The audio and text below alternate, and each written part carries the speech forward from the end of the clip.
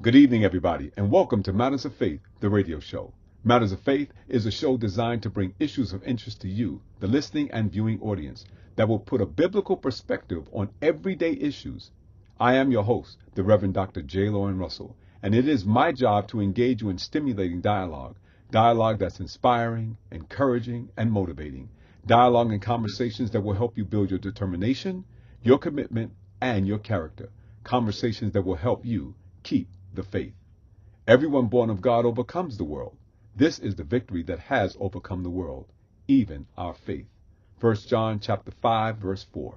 And now, ladies and gentlemen, brothers and sisters, without further ado, it is time for Matters of Faith, the radio show.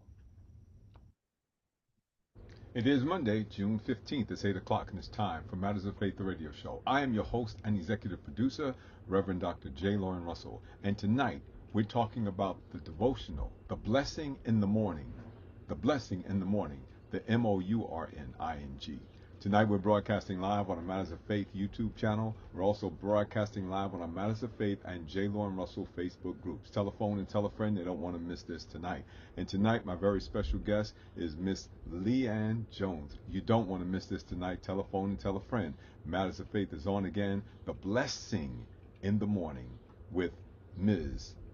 Leanne Jones. Please support our advertisers and our sponsors, the JLR Company and J. Lauren R. Consulting LLC, for all of your church financial consulting needs. You can reach us by email, jlaurenr@jlr.llc. That's jlaurenr@jlr.llc. Or you can reach us by phone, 718-328-8096. That's 718-328-8096. For all your church financial needs. It's not about the castle. It's about the kingdom. Matters of Faith, the book. The hard copy you can get using our Zelle account, jlorenr@jlr.llc. That's jlorenr@jlr.llc. The cost of the book is $24.50. You can send a check or money order to the JLR Company, Post Office Box 301, New York City, New York 10035. If you want the ebook, then you can go to www.smashwords.com/books/view/993177. If you use that method, the book has no shipping and handling. It is $20. Also, check out the Eat Okra app for Black-owned restaurants all over the nation and a lot of other things that you might find interesting. That's right, Eat Okra. Professional, compassionate, and family-friendly services in your time of bereavement. John J. Fox & Sons Incorporated Funeral Services. They proudly serve and have been serving the Bronx for 125 years. If you have a need, please give them a call, 718-733-9114, 718-733-9114. When you're in need, John J. Fox & Sons. You focus your business on profitability and your church on spiritual excellence. Let E.G. Edwards and Associates handle your accounting and taxation with confidence and professionalism, with excellence. Financial Solutions is just a phone call away. 718-941-949-5181. That's 949-5181 in the 718 area code. E.G. Edwards and Associates are here to help. Dial 718-949-5181. And get your subscription to Better Mag magazine today. A 2-year subscription is only $27. $27.50. www.abettermag.com. That's www.abettermag.com. And please, ma'am, please, sir, don't forget to subscribe, like, and share our Matters of Faith YouTube channel. And while you're at it, make sure that you also subscribe to our Matters of Faith blog, www.mattersoffaith.blog. That's www.themattersoffaith or mattersoffaith.blog. Let me tell it to you one more time to make sure it's clear. www.mattersoffaith.blog. I'm still super excited about the fact that we have our own blog, www.mattersoffaith.blog. Please, ma'am, please, sir, do not hesitate to subscribe to the Matters of Faith blog. That way you will get the devotional every Sunday morning, and anything else that we publish, you will be the first in line. www.mattersoffaith.blog.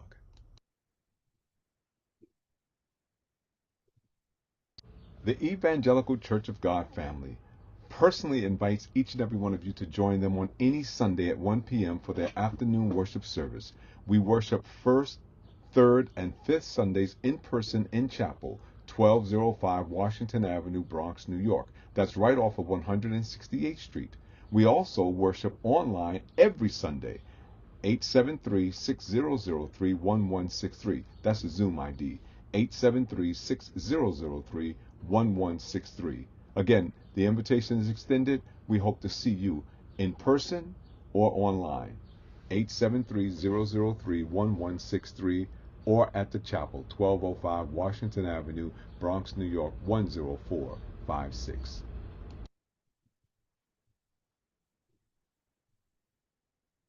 I want to give you the special invitation to come and join us on Wednesday nights for the rest of the month of June at 7 p.m. at the Evangelical Church of God. I will be teaching the book of Jude at 7 p.m. You can join us via Zoom, 873-6003-1163, 873-6003-1163. We'll be talking and teaching from the book of Jude, an urgent call for followers of Christ to contend earnestly for the faith against the infiltration of false teachers who distort God's grace to justify sinful lifestyles. You don't want to miss this teaching. Every Wednesday, the 10th, the 17th, the 24th at 7 p.m. in the month of June. Imagine this. An employee wakes up with a sick child, a prescription to fill, stress building at home, and no time to sit in a waiting room. With Revitalized Health or Integrity Health, they can reach concierge medical care quickly, get help navigating the system, access mental health support, and tap into prescription assistance without feeling like they're doing it all alone. This is what changes lives, not a brochure, not a promise, real continued support when real life happens. And yes, the employer may save some money too. Give us a call. Maximize employee wellness, minimize business costs. 718-757-1527. 718-757-1527. The JLR Company is here to help.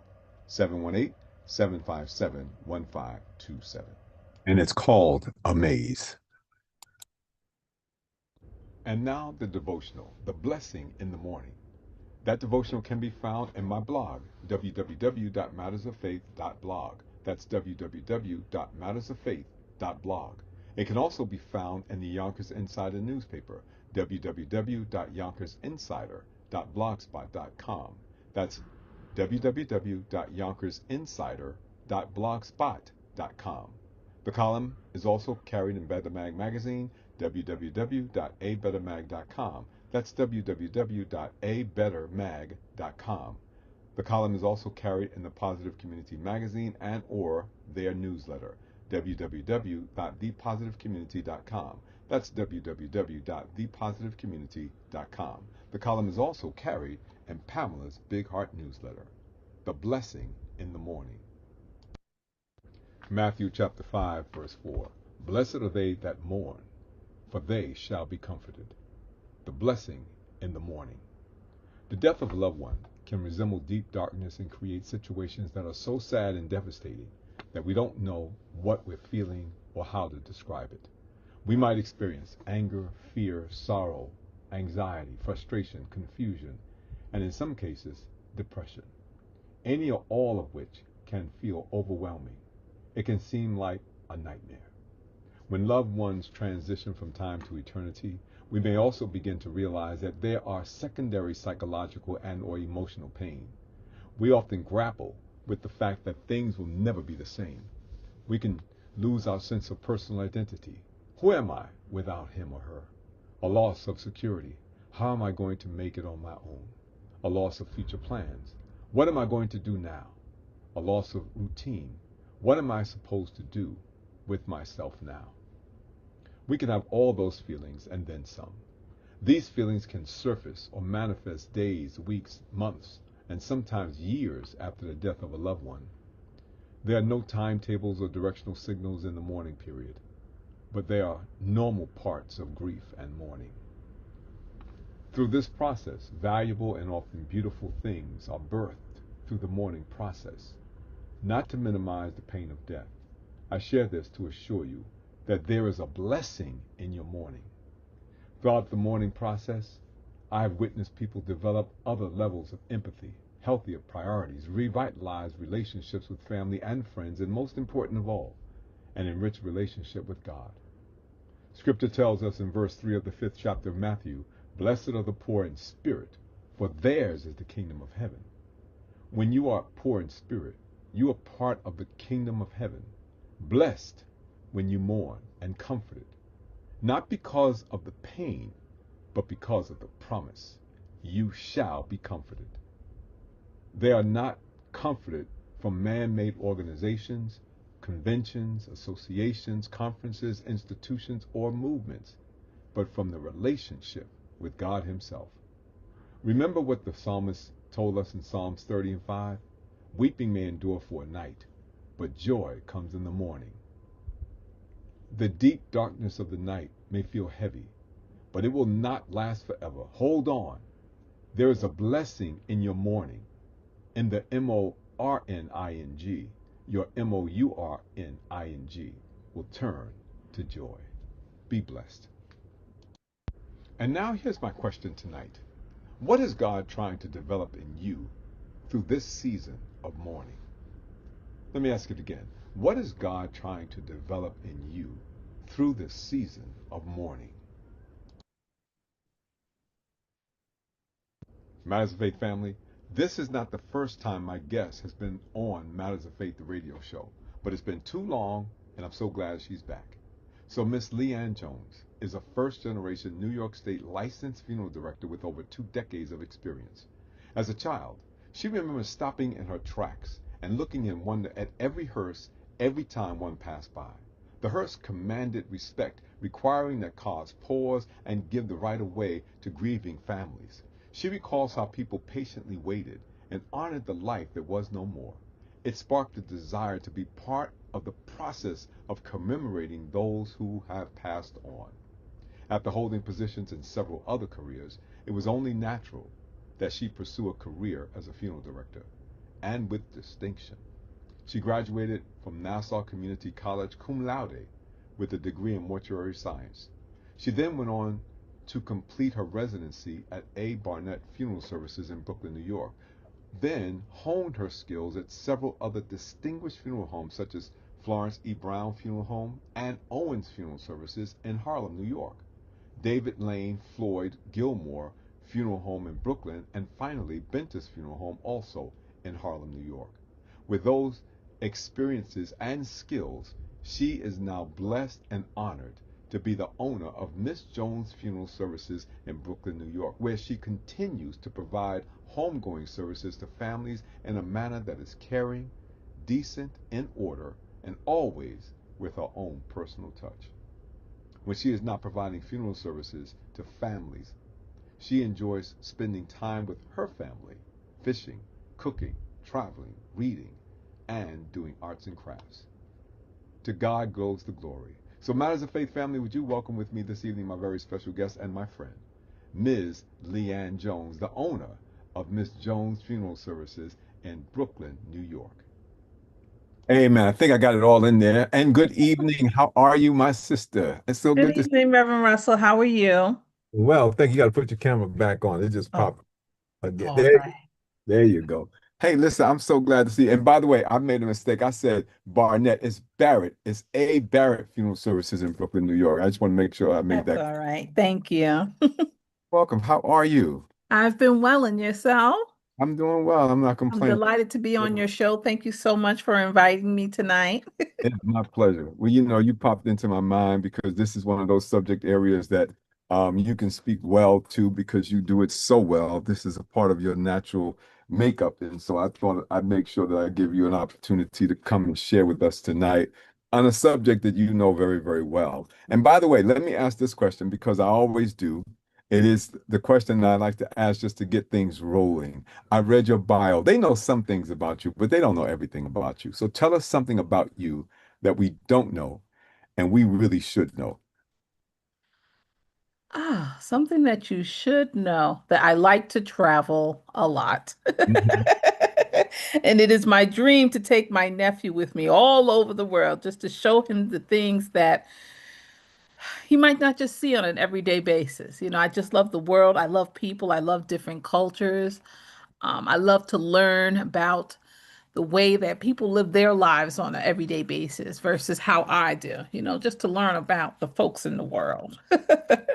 Right. That is a wonderful thing to do, to travel and all of that. But you also, I know I read that you like to cook too. Yes, I do. I do. Cooking. I'm actually planning to barbecue tomorrow. So if I can get that done. Oh, you didn't tell me nothing about that. We got a rack of ribs ready to go and a pack of chicken. My nephew is in town, so we Okay. have to cook Okay. for him. Okay. Now you mentioned your nephew. Um, Mhm. Tell us a little bit about your nephew because he's an unusual young man. I met your nephew before. Mhm.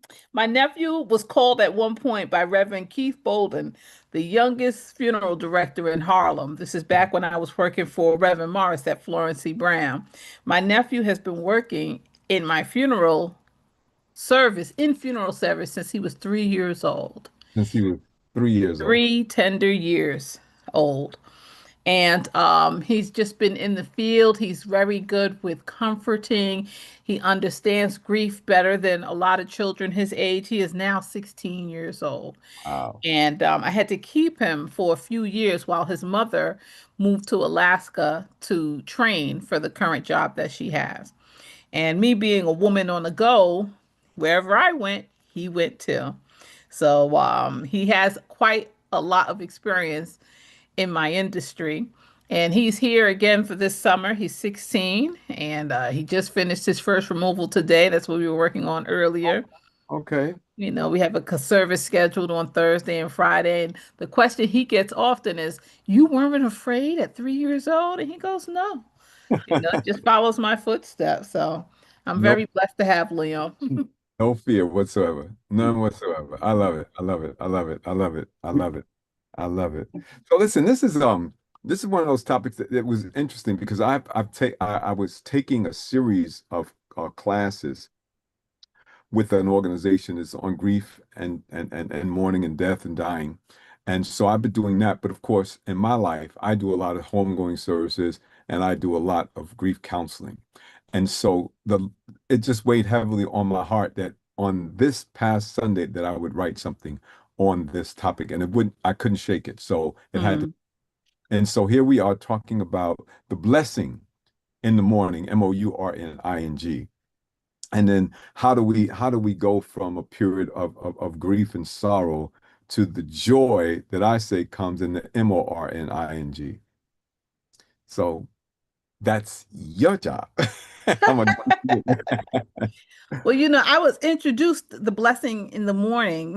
You've done many services for Miss Jones families, and we are blessed to have you. And that line originated with you, I think was the first that I heard it put in that way. And it always reminds me of my families. When they first walk in the door, they are torn down because of the death that has happened. And even though they have to go through this difficult part in their life and they just can't yet see tomorrow yet. They can't see the day after. They can't see 30 days from now. All that they understand is that someone that they love has passed on. A voice that they're used to hearing is no longer going to be heard in their house. yeah. I often get calls, after the service, 2 weeks down the line, 3 weeks down the line, we give our families a call. And a lot of them have found a peace, have begun to find a peace. Mm. I myself, when I experienced the death of my own mother, went through the same sort of situation. You think that, once your mom passes away, it's going to be difficult for you to continue on. But by grace, we find a way to continue on. And in some ways, we are rebuilt even stronger than before. The strength of my mother runs so strong Mm. in me. It is something that I did not know while she was here on earth, how strong I was. I don't think I would have realized how strong I was Mm. had she have still been here with me. I still would have been a child of hers. I didn't have to do, I would not have had to have done certain things because I could have relied on her. Mm. Mm. But she provided the example to me. And I didn't realize what she was teaching me while she was here. But it came to me once she was gone, and I had to remember the lessons that she was teaching me when she was here. And I'm so happy to have had the mother that I've had. Mm. And I didn't fully realize the type of mom that I had until she was gone. Wow. And that's a blessing to me that Lena Davity was the person that was chosen for my life. Mm. That's not to say she did everything perfectly, okay? But the way she went about things with grace, with patience, with fortitude, I would not have realized that Mm. had she still been here. Mm. Now, So the blessing is that I'm able to appreciate the power that my mom had. And I see that happen with families that I serve, that they gain a greater appreciation for those that they have passed, that they could not grasp while that person was breathing and living in mm. front of them. Mm. Yeah, I call it shadow boxing. Mm, When my dad was alive, my mom too, actually, but my dad in particular, you know, whatever he would say, I had a rebut to it. hmm. Everything. It's because I was the smartest kid in the world, right? I knew everything. That's And right. he would try to tell me, and I would just, well, I know better than that. I know. And I would just always, I'm throwing jabs. I'm throwing jabs. I'm trying to knock it out, right? And he would say to me things like, well, anybody could do that. Hmm. And I oh, come on, I just like, and then when he was no longer there was nobody to jab with. So I'm shadow boxing. Hmm. And when you shadow box, you're not hitting anything. There's no resistance. Hmm. It's real difficult to fight against a non-resistant force because you're just swinging. Hmm. Hmm. And then all that kept coming back to me was the memory of who he was and what he stood for and the things that he told me. So I began to remember that, and it became real clear that he was the wiser and I was the teacher. I was the student. I was the one Hmm. to learn. And so it became all of the things that we argued about. I can't remember them, but all those wise sayings that he gave me, it's like, okay, I get it now. I see the point. And if he was standing there, he would say, I told you so. But he would say that. He would never say that to me, but, as a child growing up. And I say that because my dad died when I was very young. I was 20 years old. So, he was giving me these pieces of instruction so that I would have an opportunity to grow to become the man that he knew the Lord wanted me to be. I didn't know it, but he did. And so yes. And so now, the grief period, it was grievous. I mean, I can't tell you how much I grieved because it was only 5 years before that my mom died. So it was Hmm. this and that happens a lot in families, right? Someone close will pass away, and then someone close will pass away right behind them. And so you get this double hit, right? So a left and a right, and Hmm. you don't know what to think, you don't know how to feel, all these emotions are running together at the same time, and you're trying to reason, like, you ask questions, what, Lord, what's going on, if you know the Lord. And if Hmm. not, you can certainly disown him because you say, you know what, no God would ever do that to a person and make them feel this bad. So the fight begins. So it depends on which way you want to go, how you want to look at it. But I say that in my faith tradition and in the tradition of anyone who has a faith walk at all, they'll find somewhere in their doctrine that will tell them that weeping only endures for a night and joy will come in the morning. Problem is, we just don't know how long it's going to be nighttime. Right, right. So how long that morning period? Who knows? And I often worry, about my families that come in Mm, that don't have a relationship with God as of yet. I find their type of grieving is different a little bit than those who believe. mm, And this is where, I come in as this outsider, and I have a relationship with God. It might not be the most perfect, but I have one. And a lot of the things that I learned in my walk with faith, I found to be true. You know, troubles do not last always.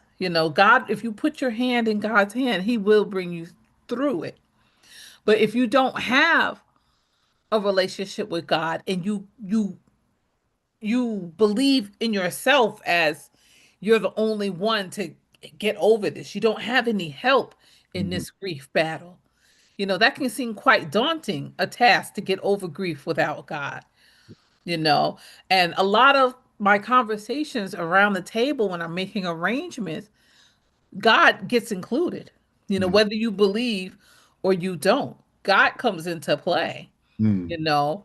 But I just find that the grief that comes with people who believe versus those who don't have a relationship with God is quite different. You can almost feel the despair in the room Mm. when they don't know, you know, when they don't know the story. Yeah, yeah. That this is not the end, that Right. this is merely a corridor that leads to something different and better. But I get it. That you had, and I've been blessed by you to be able to minister to a lot of families through the work that you do. And I remember one service that you had me to do. It was a graveside service, Mm, and it was a pretty sad occasion. Um, but the individual who put it together um, was moved by the words that were spoken at that graveside service. And this is going back now, I think just post COVID. mm. He still stays in touch with me. Amen. I know a lot of my family stay in touch with you, Reverend Russell. They do. They They do. do. Yes. And I love that, Yes, you it's a know, because you do have a way of using God's words to shine a light on their dark situation, you know. But they have to be receptive to that. But you can definitely lift their spirits up when they're at their lowest. yeah. Yeah. And that's something that I think is important because people again don't know how to respond, especially if they've never been there before. What am I supposed to feel right now? Mhm, What is it? I mean, you can feel such a sense of loss, such a sense of deep grief that, you know, it can turn you inside out, upside down, crosswise, and everything. You say things that you don't mean. You hurt people that you love. Anything can come out because you're going through this period of grief. And interestingly enough, it doesn't even matter that you've been there before because every single one of them is different. mhm, mhm, Every single one. It's like when my mom died, there was a certain pain that I said, man, I don't ever want to go through this again, ever, ever, ever. In fact, I made some decisions then. I had to go back and change them, but I mhm, decided I would never love anyone really deeply because it hurt too bad when my mother passed away. But I had to go back and rethink that, because I was a 14-year-old talking. mhm, mhm, mhm, So, but you just don't know how you're going to respond when those things happen. And then when my dad died, there was a whole different cadre of feelings that came into play. And then some of those things were, I questioned, my future. What am I going to do? Because my dad was someone that I leaned on. He was someone that I looked up to. He was someone that gave me the guidance. And so it's like, who am I going to talk to now? mhm, mhm, So it was a different set of emotions that came into play. And so, you have to deal with these things. But my way of looking at it is that they're all normal. Nothing is abnormal about any of it. Right, right, And so if you see it as something that is abnormal, just unique to you, now you got a problem because now you're thinking that, you're being attacked. It's not personal. Everybody goes through it. right, right. It's And how you, that's the advice that I try to give my families because, sometimes they come to that table and they're butting heads and they feel yeah, differently yeah. about different things. Everybody mourns different. My sister didn't even care because she didn't cry at the grave. Hmm. She might not have cried at the grave because she didn't even fully comprehend, Right, mom had passed. She right, didn't get to that point in the grief that you've gotten to. But right. you're going to take events to it because that you're already at that part. You want everyone to be where you are. And grief doesn't work that way. It doesn't. It does. I mean, and everybody deals with it quite differently. Mm-hmm. Some people literally won't come to the funeral. Mm-hmm. And Mm-hmm. this was someone that was very close to mom. Why wouldn't they come? This was the favorite child. They couldn't come to the funeral? And so now you're taking, you're looking at you're judging other person's response to death and dying by what you're experiencing, and that's where you run into challenges at. So you can't, and you've heard me say this before, don't take anything anybody says when grief and dying is in the place because you don't know what you might be saying. You heard And people that people are just not themselves. They're dealing with emotions they've never felt before, you know. They're just not themselves. yep, We have yep, to give grace. They're just not themselves. got to give grace. And then sometimes, there's dysfunctionalities in families, and that becomes a part of it. Oh, if you weren't that way, then she wouldn't have died. He wouldn't have died. Hmm. You Hmm. killed him. And so they begin, and you begin to think that way. You begin to think that way, and then you begin to subconsciously exhibit some of those feelings externally Hmm. because that's what you think. And Hmm. I remember doing a service for a baby, 162 days old. Hmm. And um,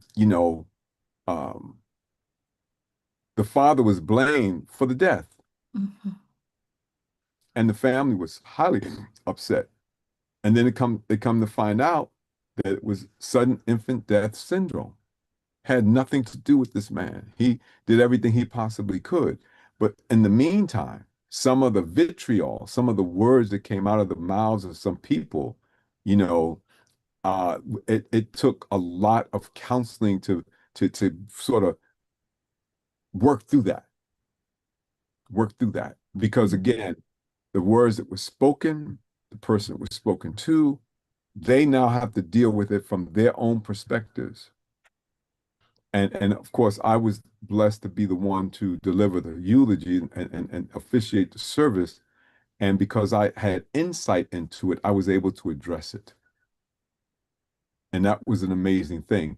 And I did another service. It wasn't one of yours, but I didn't know this, but there was a terrible situation where the person who deceased, literally domestic violence situation, had killed their mother years ago. Hmm. And I did not know that. But what was interesting is that the words that the Lord gave me to speak to this family were exactly what they needed to hear. And I had no idea. But a lot of what I do is, as you know, I always say, give me the obituary because I want to see who this person is. And I Hmm. want to read about, and then I can sort of tailor what I'm going to say around what I found out. And I had no idea that those things took place, but the words that the Lord gave me to share with this family were exactly what they needed to hear. Hmm. And And they some, said it. mhm. And sometimes, the blessing is in the morning. That's right. Everything has to come to an end, Right. one way or another. And there are just some things that you're not going to get closure on the way that you would like it to be. But you have to lay things to rest. You know, someone passing away at the hands of someone else, it would be highly You just can't go around murdering those that have murdered in your family. You have to find a peace, a Right. closure in some way, you know. And sometimes that's at the funeral, you know. An abuser might pass away, and that window, that door has closed, and somehow, some way, you have to find a peace. It's easier if you have God on your side to do it. Hmm. But one way or another, you're going to have to make peace with that situation. Yep. Because it's a heavy load for you to carry. Yeah. Heavy load. When you're talking about carrying around this sense of anger or guilt, um, because maybe it was you Hmm. that did the abuse and the Hmm. person passed away, and you feel regret and sorry about what happened.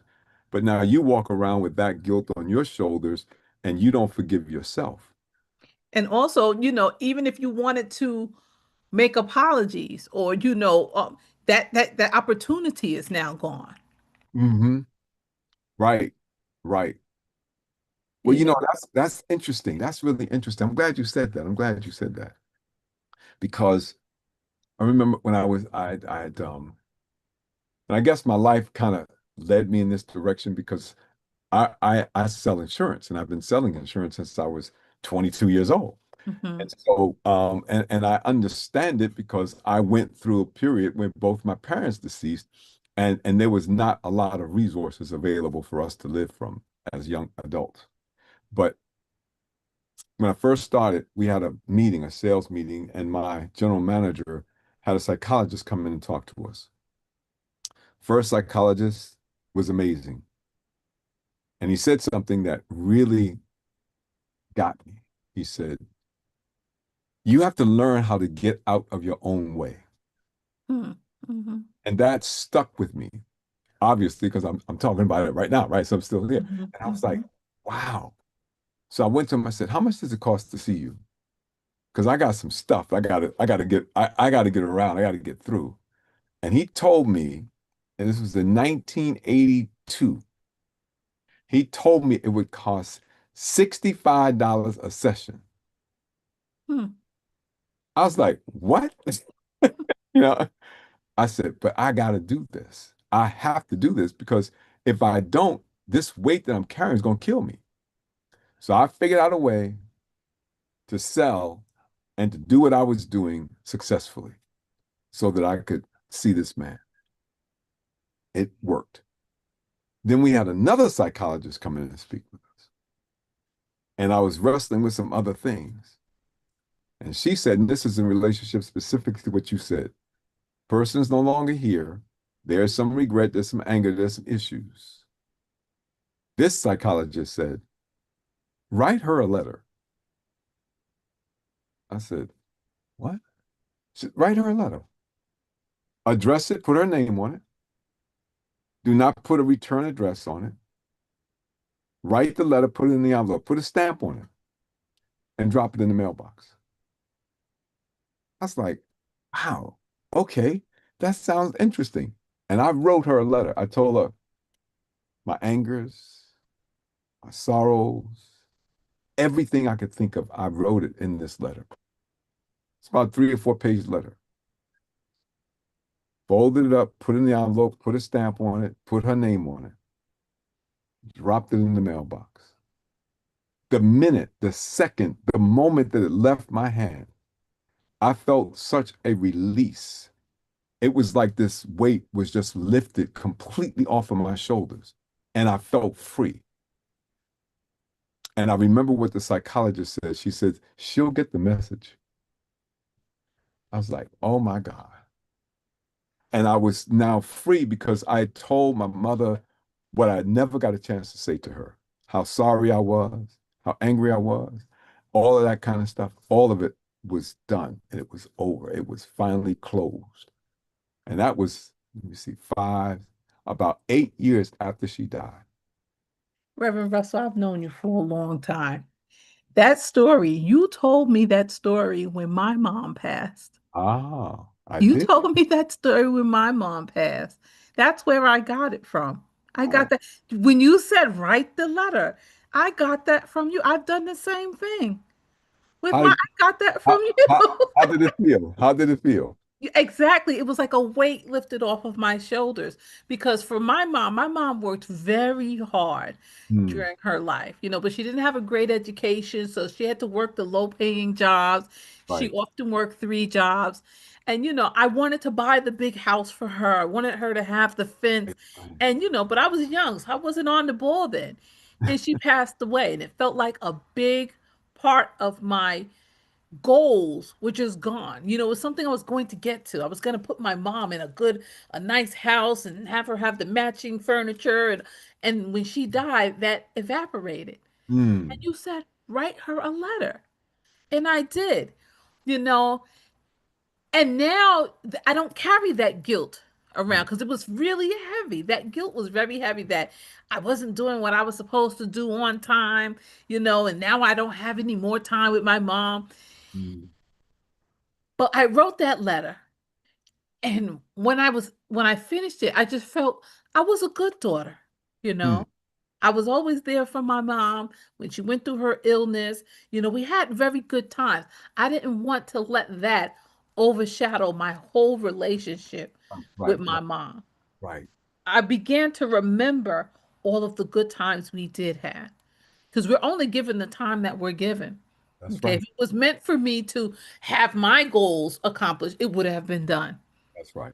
That's Okay, right. but alas, I only had the 56 years with her, and I did the very best that I could. I talking to me now. My mom passed in 2012. Hmm. Talking to me now,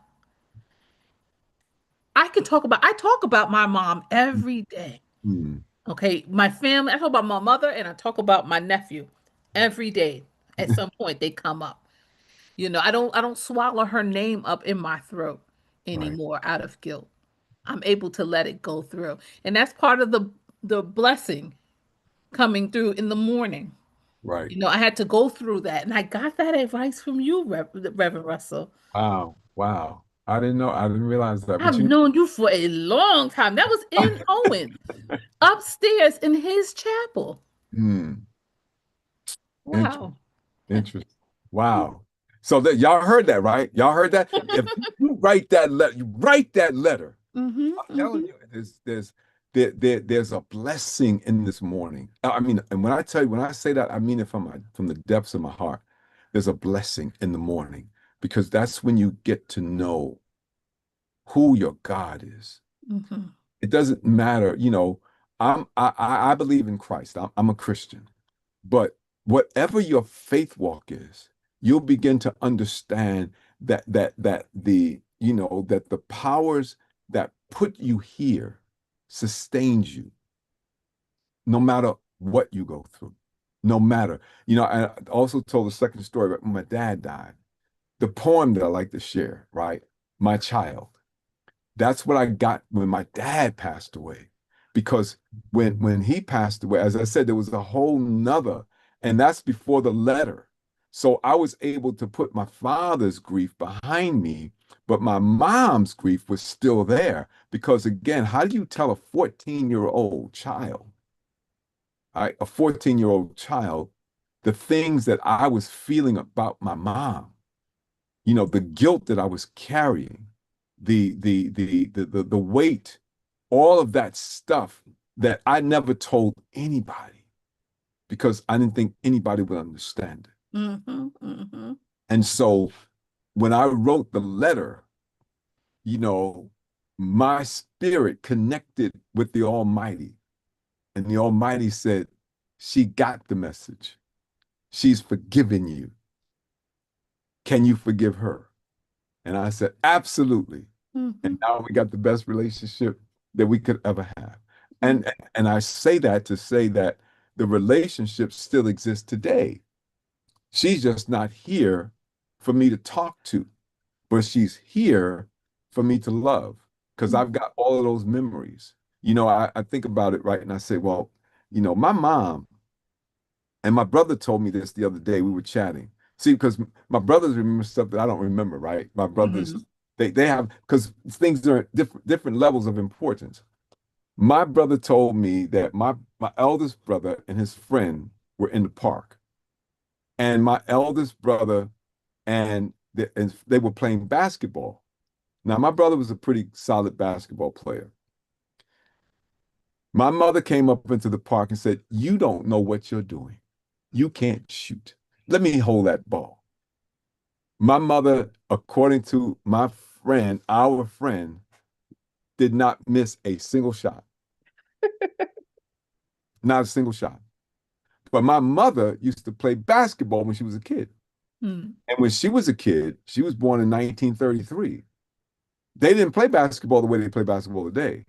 They had designated shooters. Mm. One person would shoot. My mother was that person. So my mother knocked it down. My mother taught me how to ride a bike. My dad didn't teach me how to ride a bike. My mother did. My mother taught me how to climb trees. That was my mom. My mother was the athlete. My father, well, he taught us how to play baseball because he loved baseball. Mm. But my mom was the athlete. She did all kinds. She ran. She rode bicycles. She did all climbed trees. She was like the tomboy, if you will.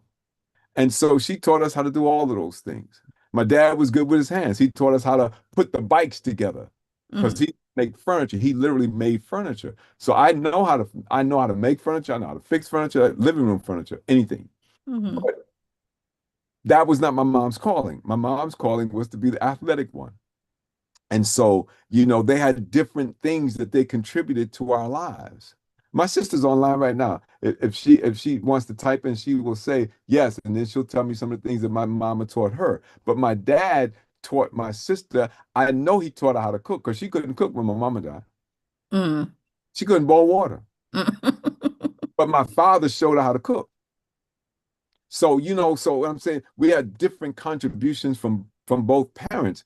And so when you either write that letter, listen to that poem, whatever you do to find the blessing in that mourning period, you do that because it's there. While you're in grief, while you're in sorrow, while the tears are still flowing, while your heart's still broken, the Lord is still trying to bless you. Mhm. Mhm. And he's going to bless you if you allow it, Mhm. if you allow it. Because some people won't let him in. They just won't let him in. They just lock up and they say, nope, nope, I want to stay in this pain. And I get that. And that's fine. But don't stay there forever. Right, right, Stay there forever. right. Don't stay in that valley forever. That's right. Take a walk. Mhm. Take a walk, read a book, meditate. I was I did a grief counseling session for a group a couple of weeks ago. And I asked him, I said, "Do you ever meditate?" He said, "No." I said, "Would you be interested in showing you how?" And they said, "Yes." And I took a few minutes and showed them how to meditate. So I asked them after they did that, I said, "How long do you think you did that?" People said, 5 minutes, 6 minutes, 4 minutes, 3 minutes. I said, "No, you were doing that for exactly 30 seconds." Because Hmm. when you're not used to doing nothing, Mhm. it takes a whole lot to do nothing. But when you are able to clear your mind, you can hear things that you can't hear when you're doing things. You can hear the voice of God when you're not engaged in doing things, even thinking, because sometimes our thoughts, we get a thought and we hold on to it, Mhm. it stays there. But if you ever get to the point where you can allow that thought just to pass through your head and let the next one come in and let that one pass, and you learn how to do that, you can watch your thoughts pass like you're watching commercials on TV. Hmm. Keep going. And I you might don't, have to take a meditation lesson from you. oh my God, because it gives you an opportunity just to sort of remove yourself from the present, whatever the reality is. If it's pain, if it's anger, it just allows you an opportunity to move on. But it's hard. And I mean really hard, because most times you will, in fact, go to sleep. But sleeping is doing something. Hmm. You don't want to sleep either. You want to do absolutely nothing. Hmm. It's not easy. Trust me. When I first started, I couldn't do it for 2 minutes. I fall asleep, but sleeping is doing something. I remember when I used to meditate, they said try to make your mind go blank. And it was the hardest thing to do because you're always thinking about something. Even when you're thinking about not thinking, you're still thinking, Right, you right, know. But that be still and let God be God. right, I think that goes hand in hand as well. right. Well, you To can't, you calm. can't, right. You can't not think. It's not going to happen. Hmm. Because your mind is always active, right? But what you want to do when they say don't think is don't focus on the thought. Just let it pass. You know, there was an old deacon, and the deacon was asked, "What's your favorite verse in the Bible?" He said, "Well, it's the same verse, but it's repeated over and over again." He said, "What's that?" He said, "This too shall pass." Hmm. And so when you are able to just allow the thoughts to pass through your mind, it's there, but don't focus on it. Don't hold it. Just let it pass. Then another one will jump right in its place because this too shall pass. And then you look at it, and then after a while, after you get used to doing it, it becomes the funniest thing because things will come into your mind. You say, "What in the world is that?" And it'll just pass. And then another one will come in, then another, and you'll say, "Oh my gosh!" And then and then when you finally just take a breath and come and just come back to reality, you'll be relaxed, not stressed out.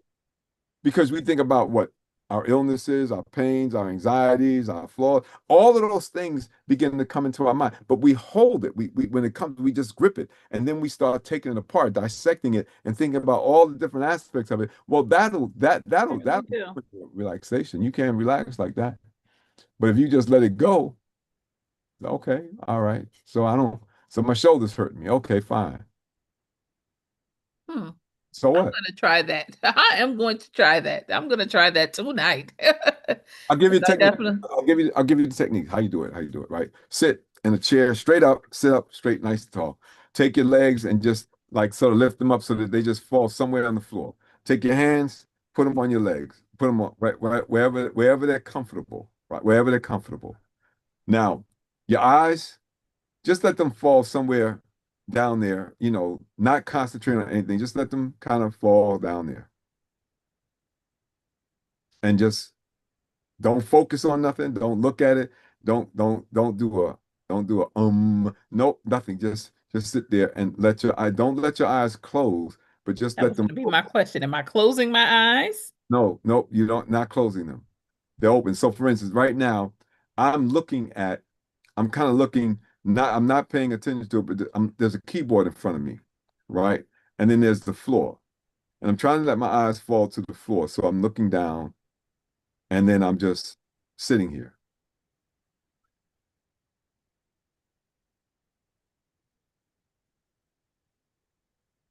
I feel a little tingling in my body, but that's okay, right? I can feel my body trying to relax. I can feel my eyes trying to move and trying to move to something else, and that's okay too. Not worried about that.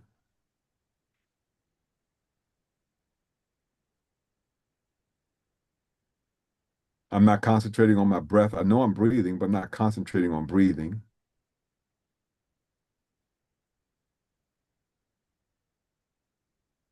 I hear noise in my background, but I'm not focusing on the noise. It's just my wife watching television. So, Hmm. and you just do that, right? You do that. Don't focus on anything and just let it and just watch now. Your thoughts will just begin to come. It's definitely harder. It's definitely something that has to be practiced because I'm That's the trying to part. follow with you, and I'm like, "Ooh, Leanne, you're kind of hot. Are we going Yeah. through menopause?" And then my mind was just off and running. Right. Just You like that. know. All kinds of stuff, just like that. Because we're not used to doing nothing, right? We're always doing something. But when the Lord told Moses, stand still and see the power of God. He didn't tell him to wave his staff, Right. tell him Right. to fall down on his knees and pray. He said, just stand still. Don't move. Don't talk, don't think, just stand there. And when he stood there, all of a sudden, the sea just said, then he said, stretch out your staff. So he does this, and all of a sudden, the entire river just spreads, just opens up, and he sees the waters start to roll. Could you imagine what he was thinking at that time? My God, he's looking, in the whole river is just stopped flowing, and now the water is just kind of walls. It's coming up of water, and nothing, and the ground, the wind is blowing and turning wet dirt dry, so that these million people can walk across. 1 million people could walk across on dry land. And they're walking. It took a lot. It takes, now it's a big river. They're walking across this river. They get to the other side. Okay, stretch out your staff again. And then by that time, the Egyptians came and they're going to get them, right? We shouldn't let you go in the first place. We're going to take you back. And the waters rose up for you. They're going to stay like that for us. And they go into the water, river banks. And the Lord said, those Egyptians that you saw, you'll never see them again. And it just, but all because he told them, stand still and see the power of the Lord. Just stand still. Don't do anything. Just clear your mind. I'm an old DJ from back in the, the beginning of hip hop days. There was a group called Parliament Funkadelic. Oh, I know them. I love Parliament Funkadelic. And they wrote a song, and it opened like this: says, free your mind. I'm going to paraphrase it, and your behind will follow. The kingdom of heaven is within. That's what it. Free your mind, and your behind will follow. The kingdom of heaven is within. And they kept, and so with all of the craziness that was going on in their show and all that kind of stuff, they're talking about literally looking inside of who you are to see that sense of peace that the Lord has placed there, right? And the Bible says the kingdom of heaven is within. Jesus said that we have to look within, and we can't look within if everything on the outside is pouring in and we don't have any silence. And Reverend Russell, to bring it back around again, with mourning, with grief often forces us to stand still. Yes. It forces a lot of people into solitude. They won't pick up the phone. They don't want to go outside. They got to get themselves together. Yes, you know, right. Grief forces people to stand still. And part of, once again, I have to bring it back to what I know. Those that know God get closer to God in that moment of grief. A lot of people return back to church. A lot of people start to pray a little more, Yep. go to God for answers to questions that they might have. Grieving is a moment of reflection. It is. It is. My father went back to church after my mother died. I never knew my father went to church. Then I come to find out his grandfather was a preacher. I didn't know that. Wow. And that everybody in his family, there's some holy rolling folks on that side. I mean, they know the Lord, because all the ones that he hung out with, they used to drink, get high. They were in the bar every time we went over to New Jersey. They just hung out and drank. I mean, that was their thing, right? But then when my mom passed, he started going back to church. And one day he said to me, he said, come on, go to church with me. I'm not going to church. I'm 16 years old now, I'm 17 years old. I got my driver's license, I just want to borrow the car. No. Come on, go to church. No, I'm not going. So then all my friends, hey, Mr. Russell, I'll go with you. All of them, not some of them, all of them, because they respected and liked my dad. So I ain't got nobody to hang out with because they all went to church. So you might as well. Man, I went to church. I'm going to church with my dad. Wow. My dad piled up. He's got all these kids, these teenagers in his car piled up because cars were big back then. He had about 8 or 9 kids in the car, taking us all to church, That's male and female, beautiful. male and female. Little bitty church in Harlem. I'm not kidding. Little bitty church. Morning Star Pentecostal Church. Get there. Now we used to go to Sunday school. I love Sunday. I love Sunday school. I love it. I still have my New Testament Bible that my Sunday school teacher gave me on my 10th birthday. Oh, wow. Yep. And I just did her brother's homegoing service on Saturday past. Wow. So that's how much but I love Sunday school. But we didn't go to church necessarily. Dad goes back. He goes back. And I'm looking around. I'm like, this is pretty, I like this. Right? So pastor had a daughter. We liked each other. I now fell in love with the church because I had somebody that I liked in the side. Mm-hmm. Mm-hmm. Oh, but it was more than that.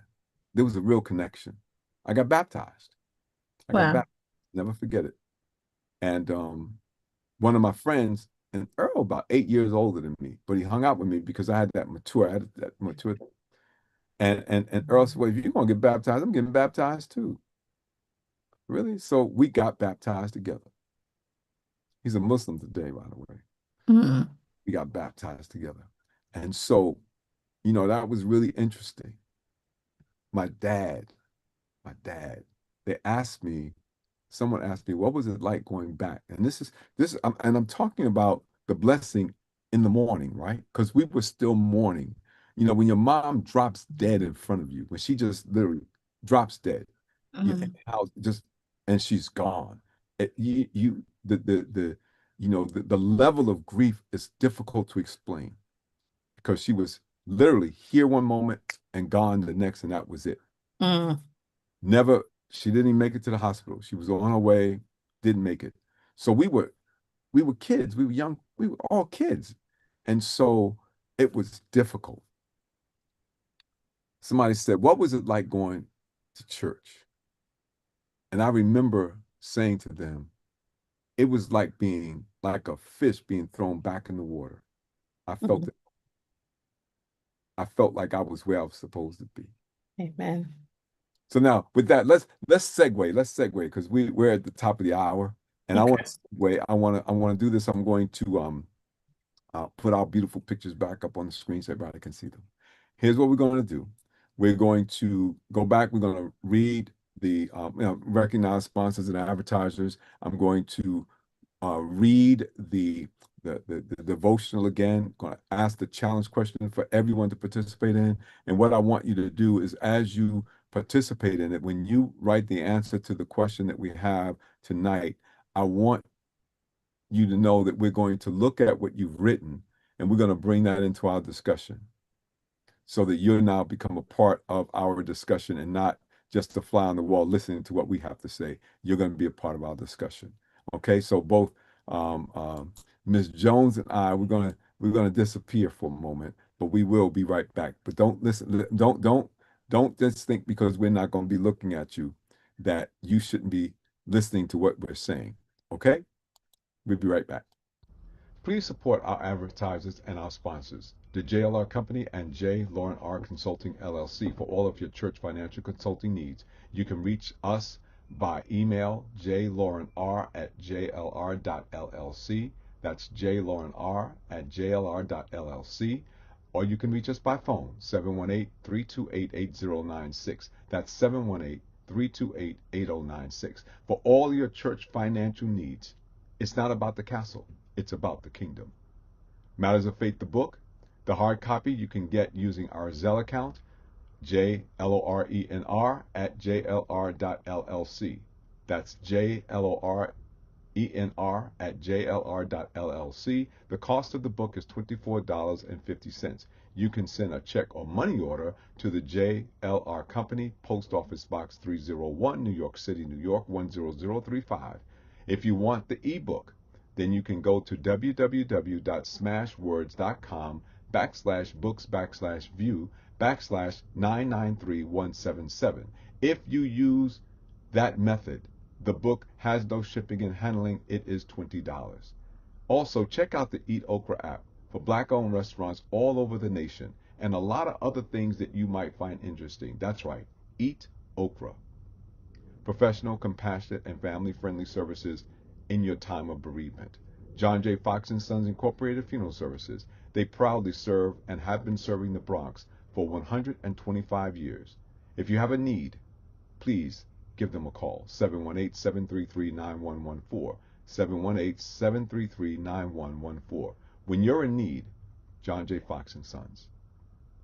You focus your business on profitability and your church on spiritual excellence. Let E.G. Edwards and Associates handle your accounting and taxation with confidence and professionalism, with excellence. Financial Solutions is just a phone call away. 718-941-949-5181. That's 949-5181 in the 718 area code. E.G. Edwards and Associates are here to help.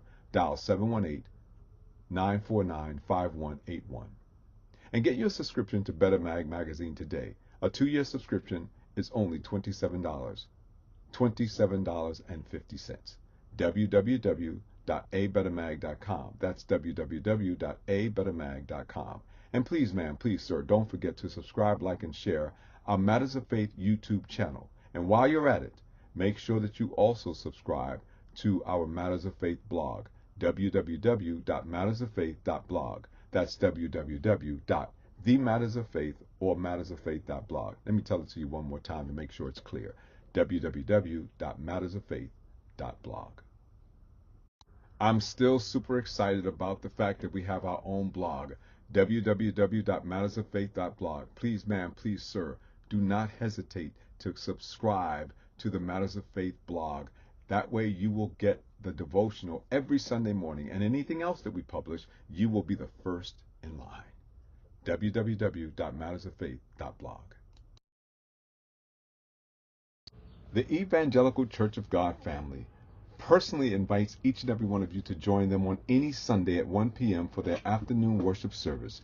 We worship first, third, and fifth Sundays in person in chapel, 1205 Washington Avenue, Bronx, New York. That's right off of 168th Street.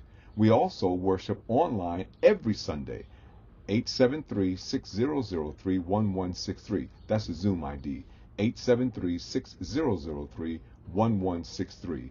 Again, the invitation is extended. We hope to see you in person or online.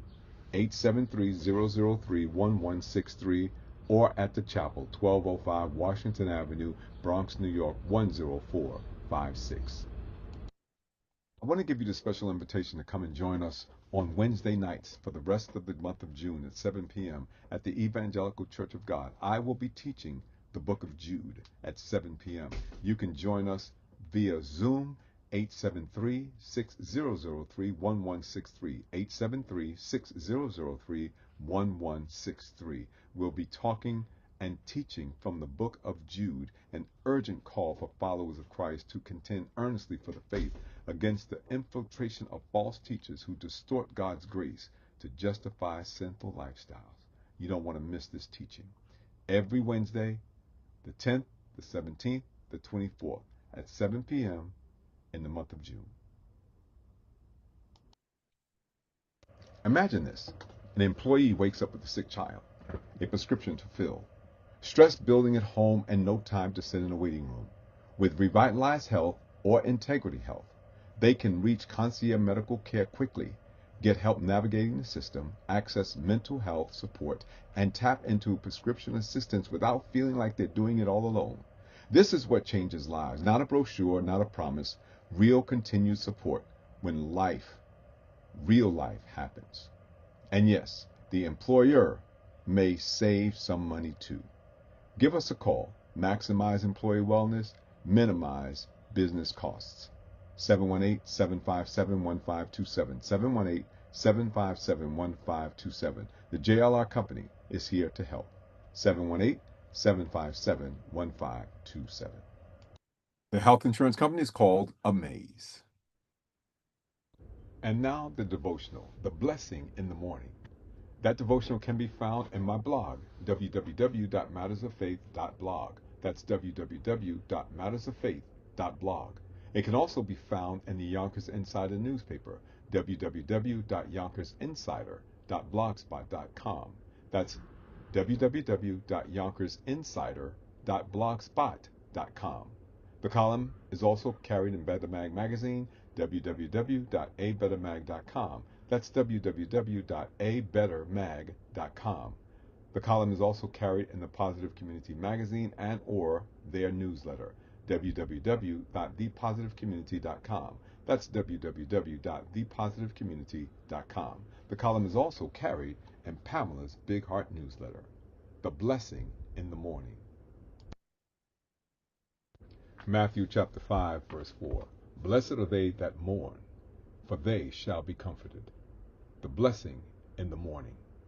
The death of a loved one can resemble deep darkness and create situations that are so sad and devastating that we don't know what we're feeling or how to describe it. We might experience anger, fear, sorrow, anxiety, frustration, confusion, and in some cases, depression. Any or all of which can feel overwhelming. It can seem like a nightmare. When loved ones transition from time to eternity, we may also begin to realize that there are secondary psychological and or emotional pain. We often grapple with the fact that things will never be the same. We can lose our sense of personal identity. Who am I without him or her? A loss of security. How am I going to make it on my own? A loss of future plans. What am I going to do now? A loss of routine. What am I supposed to do with myself now? We can have all those feelings and then some. These feelings can surface or manifest days, weeks, months, and sometimes years after the death of a loved one. There are no timetables or directional signals in the mourning period, but they are normal parts of grief and mourning. Through this process, valuable and often beautiful things are birthed through the mourning process. Not to minimize the pain of death, I share this to assure you that there is a blessing in your mourning. Throughout the mourning process, I have witnessed people develop other levels of empathy, healthier priorities, revitalize relationships with family and friends, and most important of all, an enriched relationship with God. Scripture tells us in verse 3 of the 5th chapter of Matthew, "Blessed are the poor in spirit, for theirs is the kingdom of heaven." When you are poor in spirit, you are part of the kingdom of heaven, blessed when you mourn and comforted, not because of the pain, but because of the promise. You shall be comforted. They are not comforted from man-made organizations, conventions, associations, conferences, institutions, or movements, but from the relationship with God himself. Remember what the psalmist told us in Psalms 30:5? Weeping may endure for a night, but joy comes in the morning. The deep darkness of the night may feel heavy, but it will not last forever. Hold on. There is a blessing in your mourning. In the M-O-R-N-I-N-G, your M-O-U-R-N-I-N-G will turn to joy. Be blessed. Here's my question for the final time this evening. What is God trying to develop in you through this season of mourning? Let me ask it again. What is God trying to develop in you through this season of mourning? Here's a spin. Or are you resisting the process and not allowing him to reshape your heart, your priorities, and your faith? Here's a spin again. Or are you resisting the process and not allowing him to reshape your heart, your priorities, and your faith? Well, you know some things about my guest because she's told them to you, she's spoken to you, you've heard her for yourself. You know that she loves what she does, and she does it well. But she loves fishing, she loves traveling, she loves her family, and she has some other little hobbies that you didn't know about that I'll let her talk about herself. But Matters of Faith family, would you welcome with me again for the second half of our broadcast tonight, my friend and the sister in love, Ms. Leanne Jones, the owner of Ms. Jones Funeral Services in Brooklyn, New York. So I have a picture there of you in deep meditation. I want you to talk about that beautiful photo that you have over there on the left-hand side where you are sort of in meditation there. That one right there. Oh, okay. All right. That is a photo that of a trip that I went on to Indonesia. And that photo was at the top of a really big mountain. In fact, in order to get up to that spot, I had to ride on the back of a motorcycle, and that was my very first time doing it. And I rode up, and while we were waiting for our turn to take that photo, I actually went up to the temple. And I don't remember what type of temple that it was, but I was the only one that went, and I was the only person there. And there was a monk, and he was there. He was making his offering, and he was meditating. And Mm, so he invited me into the little sacred space and showed me how to do the little flower offering. And I had learned that earlier on the trip about the flower offering that they do every day. They do it at multiple places. And he kind of just showed me step by step, and it was so calming. And I just remember how down the mountain, there was a whole bunch of people waiting to take the photo. But here I was at the highest point that I could go by myself. So I went through that with him, and I remember getting back on the motorcycle to ride back down, feeling just very peaceful and very calm. So then when it was time to take the photo in between the gates, because those are gates there, right, right. and I said, well, what pose should I take? And it was natural that I should drop down on my knees and give my God thanks. Thanks for the opportunity to be halfway across the world. Thanks for my family, my friends who I was on the trip with. Thankful just for how far God has brought me. You know, just the things that I have been through, the battles that I have fought and won by simply because I am still here. I'm Mm, still alive and breathing. There are many good people that didn't make it to my little age, mm, and I am blessed with another day. And I was so calm there. And I said, what pose should I take? And I went down on my knees. And at the highest point that I've been on any mountain in my little life, mm, just a girl from Long Island who, when I was younger, I used to think, only rich people went on vacations. You had to be very, very, very, very wealthy, or you had to win the vacation on a game show. mm. And here I am, halfway across the world in Indonesia. And yes, that was a very just awe-inspiring moment. Just in the calm that I had right before that, going further up the mountain. Wow. That's funny that you found that photo, Reverend Russell. Hey, found another one too. You're sitting in a teardrop, and another one you're walking on the water. So I found a few of them. And then Yes, there's you fishing. did. You got the fishing poles up, so you went deep sea fishing. Mhm. All of those moments are just moments of peace and calm. And Reverend Russell, you met me during what I'm calling like maybe the fourth or fifth stage of my life. I've Mhm, had many stages. And as I get older, I find myself liking peace more. Peace more. mhm, And each of these moments, moments with Liam, you see me, him and I there chilling with the dolphin, maybe not the pistol range so much, even though you mhm. you Well, still got to keep that's it one of sharp. the unusual things that you got. But listen, don't mess with her because she's I'm not- ready, I can ready, aim.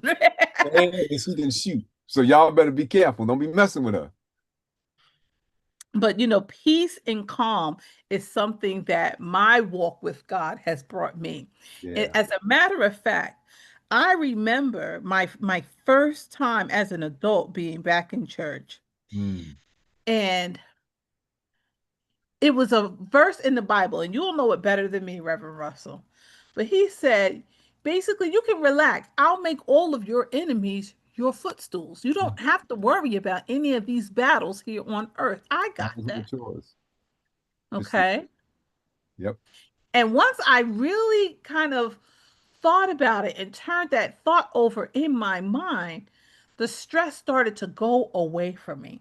And I Mm, started becoming more of a peace. Now, I'm not a perfect peaceful person, but I'm definitely a lot different than I was in my early 20s, I got you. you I, know. And the photos that you chose, and that blanket there in the middle, that's my mom at the top, my sister and Liam at the bottom, and that's my entire family. okay. That is my entire family. When me, I'm my gonna sister, and my nephew get together, we are having a family reunion. I'm gonna put it back up so everybody can see. I took it down for just a moment, but I wanted to put it back up. But I wanted to make sure that because it kept jumping, and I had set it so that it would do that, but I want to unset it. So now let me go back down here so that everybody can see what it is that you were talking about. And I'm going to share the screen again. Okay. That's my whole entire on that blanket there. And Blanket. may God could that's my mom at the top. That's me on the left side. That's my sister on the right hand. And on the bottom, that's Liam. And that's my whole entire family. My mom passed in 2012. And that was a very difficult time when you lose one-fourth of all of your blood relatives. It's very difficult. But the So fact she that had I no can brothers sit and here sisters. today, She had no no, brothers and sisters. no, not that we knew of. My mom was one of nine children, but she lost contact with all of them because she's from Haiti. And when Okay. she left Haiti, she never caught up with her family again. Got you. It was a very sad story. So in the transition from coming from Haiti to the US, she lost touch with all of her family. Mm. And that was part of my regret in not getting my stuff together to be able to return her back to Haiti to try to find her family. That was something I always wanted to do for her. And that I just didn't have it together. That's Um, interesting. But it's not that's not that's a grief period too, right? That's a grief period too. Um, but now with DNA, anything's possible. right. But I, it would I'm not, that was more for my mom, for her to see her siblings, right, to find out what happened to her mom. That was more of a dream that I had for her. right. But I'm sure her dream was that you would meet her family. Mm-hmm, mm-hmm, So, mm-hmm. one way or another, it kind of works. Listen, I appreciate that. And when I say that, I mean I can identify with what you're saying, and I'll tell you why. I have a grandfather, my Mm-hmm. dad's dad, my dad's dad. My dad's dad changed his name. So I'm not really a Russell. His name was Fox. His name was James Fox. So if any of y'all listening out there, if you can find somebody to help me find this, I love it. Like we're gonna help Leanne, we're gonna help me. James Fox from Dorchester County, South Carolina. We know Wow. absolutely no one in his family, not a single soul. He showed up in North Carolina. He told them his name was Thomas Russell. When he passed away, he was in Philadelphia, which is where they moved from North Carolina. They moved to Philadelphia. He died in Philadelphia. We used to call him Pop. Pop died. So we're looking through his records and all that kind of stuff. My father was the eldest son, Thomas Russell Jr. Mm. My brother is Thomas Russell III. But my grandfather's name is James Fox. My name is James, James Lauren Russell. I have an uncle named James Russell and another uncle named Lawrence. They're all deceased now. So nobody to tell us the story. But they didn't know the story because they said he never talked about his family, not ever. Not Wow. so I have no idea who that whole line is.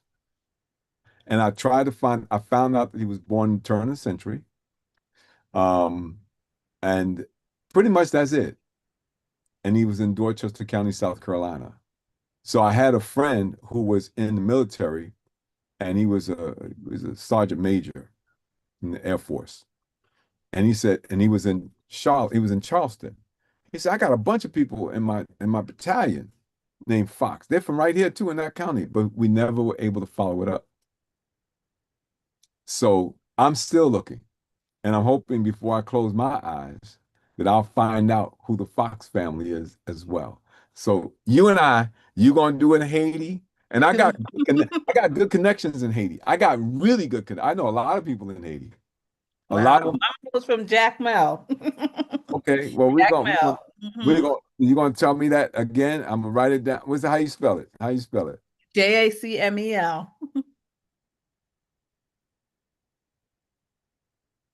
Okay, that's going to give me something to work with. I'm going to see because I know a lot of people had a lot of connections and so on and so forth, and I'll see. I'll see. We'll see if we can do something. But that's I'm my glad- little family, and that's the calm that I try to capture each and every day, just a moment of calm. Now, You know. is that her maiden name? Jones is not her maiden name. Oh no, that's my name. That's given to me by my dad. Her Okay. maiden name is Dabady, Dabady. D-A-B-A-D. Ady. Mm-hmm. Davide. Mm-hmm. Davide. Okay. Mm-hmm. It's going to be fun. It's going to be fun. I Davide. appreciate it, Reverend Russell. Welcome, because it's when you see things like that, when you hear things like that, like you talked about, things getting completion, getting full circle. I feel in my own heart that I need to get that completion for the Fox part of the family because I need to know who he was, right? In my own sense of purpose. Mhm, Um, mhm. and my father has a huge family on his mother's side, huge. Um, and he said to us prior to his death, he said, "You're going to know your father's family." I never understood why, but he used to always take us around his family. So we got really close. I know the family. I mean, literally, I know the family. I know lineage and everything else, but that's all on his mama's side of the family. Know nothing about his father's side, but he said, "You're going to know your father's family." So he made sure that we did that. So we Mhm. spent weekends. We would go to New Jersey, got a large family over there. We go to North Carolina. We go to South Carolina, where my mom's family is from. But he made sure that we knew who his family was. And I'm so glad because I'm real close to them. And I favor my father's side more than my mama's side. My brothers favor my mother's side more than they do my father's side. Oh wow, okay. So I look like my father. I'm same complexion, same facial features, the whole bit. And so my sister is kind of like in between, but she favors as well. But my mom's side, strong genes. My brothers favor her side of the family. They're darker than I am. I'm the lightest person in my family, my biological family. Um, Wow. everybody else dark.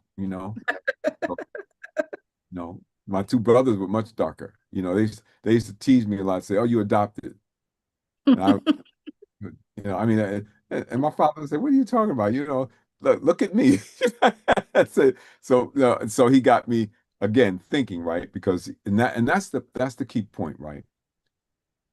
When we help people to think constructively and positively, then the mourning turns to a blessing Right, because now you're not looking at it as a defect. It's just a part of who you are. right. The grief is a part of what you're going to go through to become who you were designed to be by the creator, the architect of the universe. If you don't go through it, you will never become the person that you were intended to be, right? We can't explain why it happened, but we do know that it happened and there's a blessing in there for you if you allow it to take its course. And I'm all for allowing it to take its course because I can tell you that at the end of the day, I like me. Mm-hmm. I Mm-hmm. like, if my parents had been alive, I would be someone, but I wouldn't be who I am. I would be Right. some, but I wouldn't be who I am today. And I like who I am. And I have to remind myself of that on a regular basis. That I like you. I like, Mm-hmm. and I think And, that's and healthy. you come across a lot of people who don't like themselves. And my heart goes out to them, you know. And the thing is, I was just having this conversation with Liam today. You have to make decisions that are for you. There's a Hmm. life that I envision for you at 16, how you're going to be when you're my age. Your mom has a way she thinks your life should be. But at the end of the day, you're going to be making those decisions. You have to make the decisions that lead to a life that you like, a version of yourself that Right. you love, That's you right. know. That's right. And what Um, you're doing is you're adding options. So giving him a perspective, right? The mhm, larger the perspective, the better the ability to make a decision. Like you said, I thought vacations were only for rich people. I thought vacations you had to went on a game show. So the perspective was limited. But then right. after you began to see and you saw, you know what, I can do that too. Now the perspective, so that if you give him a perspective early in life, he can see clearly. You know, what is that song? I can see clearly now, the rain is gone. So the more we expose people to what's available and what's a part of them, when you show them the blessing in the morning, right? The blessing when they're going through grief and they're going through sorrow and they're going through all of that hurt, and you begin to show them how it has been a blessing to them, then their perspective changes, their thinking changes, and then of course their life changes. Mhm, mhm. And sometimes grief can take you down roads, often takes you down roads that you didn't know that you could travel. You meet people that you didn't know that you could affect. Right. When I was younger, you know, um, I had an issue where, as you know, I don't have any children. So I Mhm. didn't think that I would be of my age without any children. When I was younger, I wanted to have nine. And here I am. Yeah, and Okay. I had names for them. But here I am, I just claim my little nephew as my own. But then I sit in an office and I'm talking to mothers who are coming from the hospital who have just lost their children, stillborn births and such like that. And how do you begin to live again after that? I have a little piece of insight that I can offer that only someone who has gone down that road of having a stillborn can go through. So my experience Mm. turned into something that I can nurture other people and be a blessing to others with, you Yeah. know. Um, you just never know why you go through the things that you go through. Sometimes it's just not for yourself. It's so that you can be an encouragement, an example to others.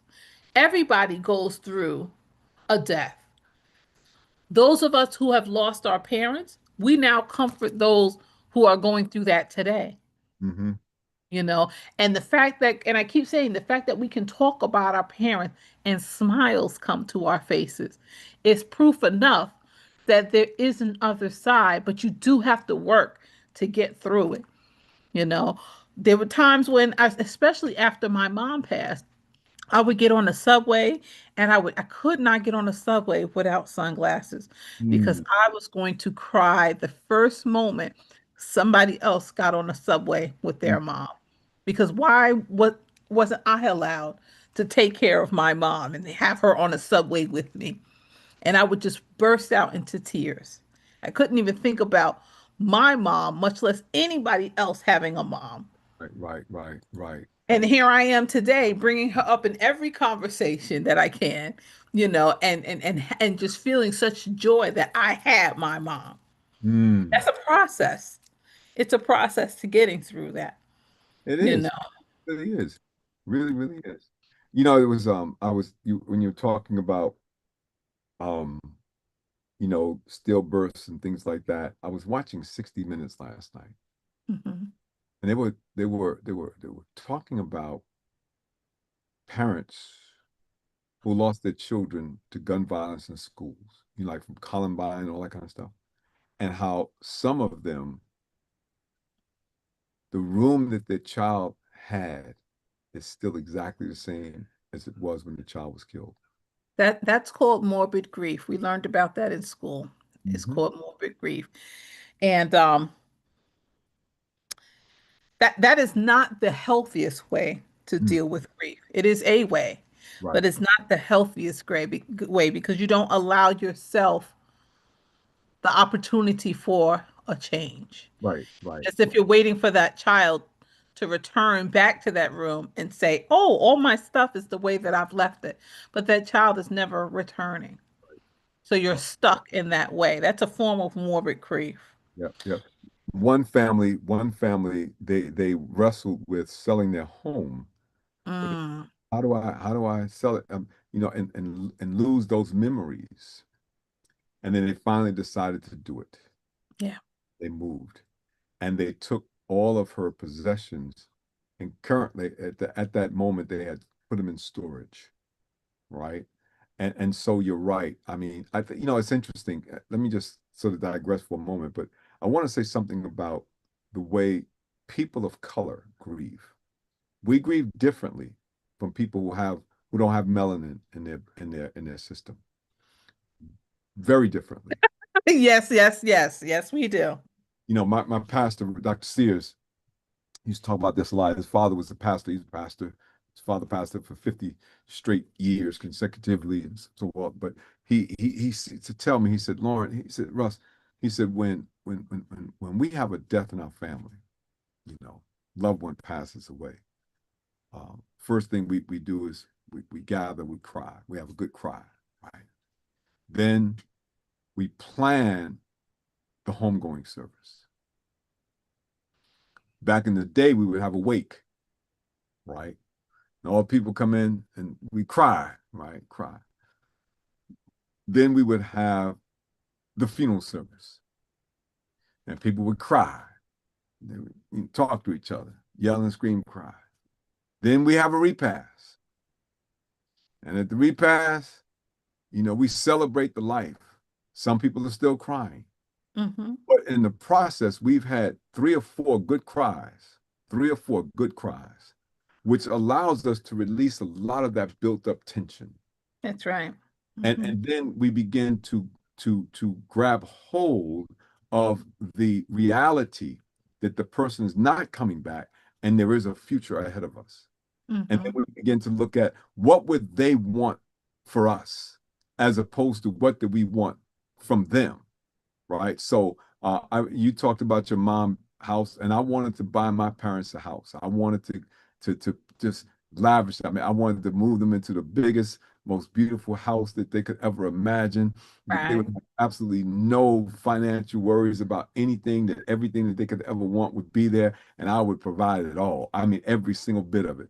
And it didn't happen because they were not there. They were not there. And so I went through that thing. Well, what am I supposed to do now? Now, Hmm. remember, I was young, 14, 20. I was young.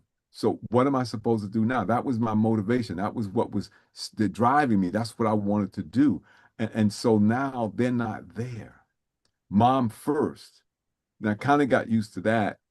But then dad, right? So I was, okay, I'm gonna make sure dad has a good life. He had a rough time, wife died and all kinds of stuff. But then he wasn't there. So who do I do this for? Hmm. Who do I do this for? Hmm. Right. Hmm. And so I'm like, you know, so I actually, became kind of like the provider for the family, everybody. I mean, I had two brothers and a sister. And then I have no children either. But I got a ton of nephews and nieces and grandnephews and grandnieces and great grandnieces and great grandnephews. And I go, like I just came back just a couple of weeks ago, two of my great one great grandnephew, one great grandniece graduated from high school. So I've never missed any one of them this ever nephew, niece, grandniece, grandnephew. I've been to every one of their graduation That's ceremonies, so beautiful. all in Uncle front. Russ, amen. That's good. And That's I beautiful. do, and I gave them. I'll share this with everybody. This is one of the things I came up with. So how do I keep connected with these young people, right? And also give them a sense of I want to see you do well. So I said, tell you what I'll do. For every A you get in school, I give you $10. You get a B, I give you 5. You get a C, you get nothing. You get a D, you gave me back 5. You get an F, you give me back 10. But if you get straight A's, I give you $100. So one of my grand nieces, they give me the report card because don't give it to your mama. Okay, Mm-hmm. it comes to me, and so sometimes they don't send it. I say, well, oh, so I can keep my money in my pocket. That's fine with me. But then one of my nieces, she was in college, and she had been getting a B here, C, A, kind of, and then I sent a few dollars, right? And I said, you could do this straight A thing. She told me that the challenge made her apply herself more than she'd ever done before. Not only did she the final year she graduated with straight A's, but she got on the honor roll in college. And I said, Amen. I'm so proud of you. Amen. I do that also with my godchildren. So one of my godchildren, one of my really close friends, both of his daughters are my godchildren. So unfortunately, he got killed a few years ago. So I'm kind of stepping in to be the surrogate because that was one of my best friends. We born on the same day, a couple of years apart, but I've known Mhm. him since I was 5 years old. We had when the first year we met, we had birthday parties together. He had one in his apartment, I had one in my apartment, and you see all these kids running back and forth, up and down the stairs, from his building to my building, back and forth. But from that time on, and he was my karate instructor. He taught me the art of martial arts, right? We were DJs together. We we cohabitated. We had an apartment together. We were tight. So his daughter, youngest daughter, she just graduated from college. She graduated. I don't know if she graduated cum laude, but she was up there. But her last semester was straight A's. Sent it to her. She's now a nurse. Good. Good. Mm-hmm. Mm-hmm. And I like that, right? One of my guests that comes on a regular basis, Dr. Al. Dr. Al, decided he was my nephew's friend. He decided that, as I think in his late 20s, early 30s, he wanted to be a doctor. Never had the opportunity. He said, I'm going to do that. And he became a medical doctor. Good. And he was out in, I think he was in one of the Caribbean islands, St. Kitts or whatever, and he was studying. And his parents have never graduated from high school, college or anything like that. So he's matriculated as a medical doctor. I said, listen, don't worry about that. I got you. Don't worry, I got you. You need to talk to my talk, call me. So some of the books that he needed, very expensive. Mm-hmm. I said, I got you. I got you. Because somebody has to be there for everybody, right? Because his grief was not so much that that he lost his parents, but he couldn't depend on his parents. That's grief. You're trying to do something and you don't have, and they're here. It's probably even worse because if they weren't here, you can't depend on them. But when they're here and you can't depend upon them, not because they don't love you, but because they are unable to, they don't have the tools to help you. And so, as I said, I learned that from my father. You help people who need help. And that's a good point that you brought up. The fact that there are many different types of grief. Right. When we think of grief, we often think about when someone is in a casket. But Right. there's also the grief of a cheating spouse. There's the grief of having a job that you don't like. There's the grief of having bills that you cannot pay. Right. Those all kind of, um, can make our spirits reach the lowest of valleys, you know? And even when we're in those moments, we have to try to find the blessing in that. My mom, your parents will often tell you there's always somebody in a worse situation.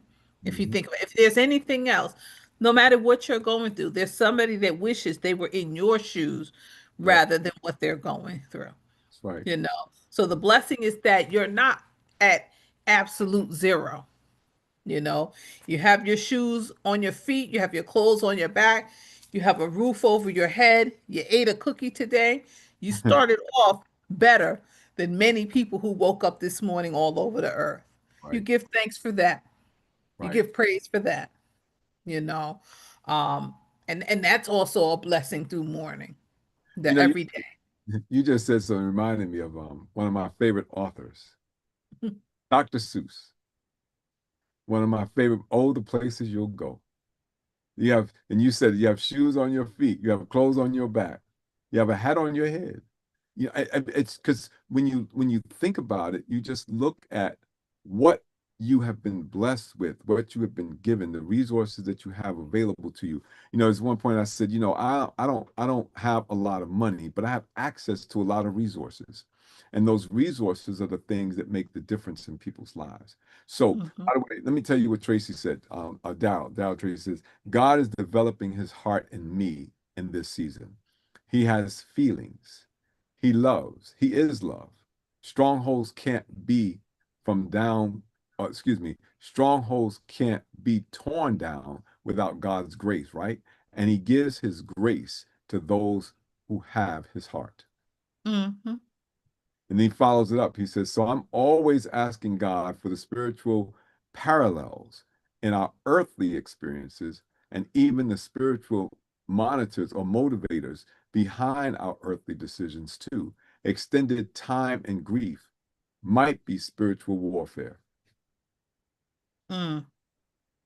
Extended time in grief might be spiritual warfare. Yep, that's what he said. What do you think? I think definitely so, Um, if you have a relationship with God, He'll pull you through grief. If you can't find a way over that morbid grief that I told you about before, when the person don't change Right. the the energy in their house. Mhm. I know death is very hard, especially the death of a child. But if you're going to sit and hold on to it and sit and stew, Right. you are inviting spiritual warfare in. I think I do agree with that. Yep. You are. No, you have to shift, you have to change. That's right. That's right. And you're right. You invited the warfare into your house. You invited it, right? The Lord is trying to get you to move on because, we read in Ecclesiastes, there's a time for everything. Hmm. Time to be born, and there's a time to die. You may not like the timing, but there's also a time to move on. Because if you stay here, then, that's where all of your misery lies. That's where all of your challenges lie. That's where all of the life's worst lies right there. If you don't get over it, and I don't mean get over it where you forget them, but Right. the poem that I like to share, My Child, in there, it says, you'll have their lovely memories as solace for your grief. Because, that's what the Lord, he replaces the person with the memory. And so when I talk to people oftentimes, and I do this a lot, when we, talk about the loss of a loved one, and I'll ask them, yeah, so, what do you think about? What are your memories? And all of a sudden, and you don't have to ask, like the period in the homegoing service where people are given opportunity to share. Nobody comes up and starts talking about the arguments that they used to have. I mean, they may say it, but then they find the humor in the argument.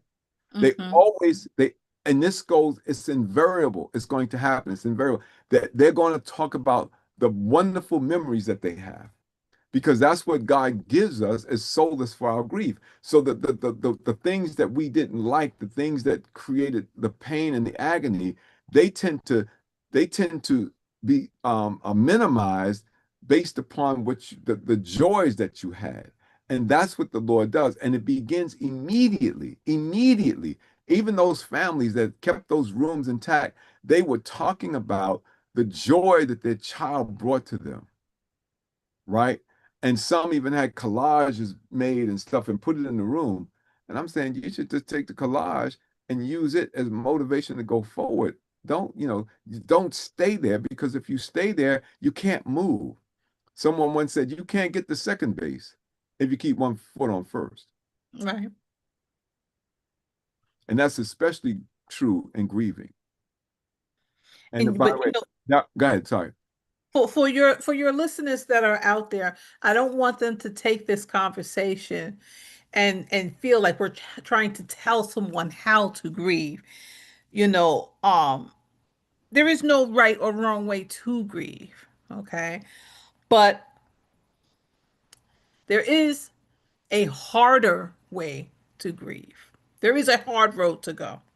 Okay. Either way, it's going to hurt, but there is a point where you just kind of you're refusing to let it go. You Right. want to feel better, but you're kind of just want to hold on to the anger, the disbelief, Right. the negativity of all of it, just to be able to feel something. And Mm. as someone who has gotten through for my own mom, being able to talk about her is part of her legacy that I can now give to others. And that feels so much better than holding on to the fact that she's gone and I just don't have her anymore. I'm able to share that part of her that I had with others, to show love, to show how she cared, to use her as an example, that her legacy as being the grandmother to Liam, the fact that she came from Haiti at 9 years old and raised two daughters. Neither of us has been to prison. We weren't teenage pregnancies. We weren't in gangs. She did that with no education, Mm. working minimum wage jobs for most of her life. Okay. That's her legacy. I'm able to speak that forward to other people who might be in her same similar situation. My mom did it. You just got to keep the faith, keep your hand in God's hand. I remember my mom had us in church now. When Mm. we were younger, we were always in somebody's church. I remember we were in different denominations because my mom knew she had to find God. We were we were Jehovah Witnesses at one point. We were some sort of Baptist where we had church every day, and we were going from church to church to church in the church van, getting back just to be able to go to school, and then we right back on the road that night. Wow.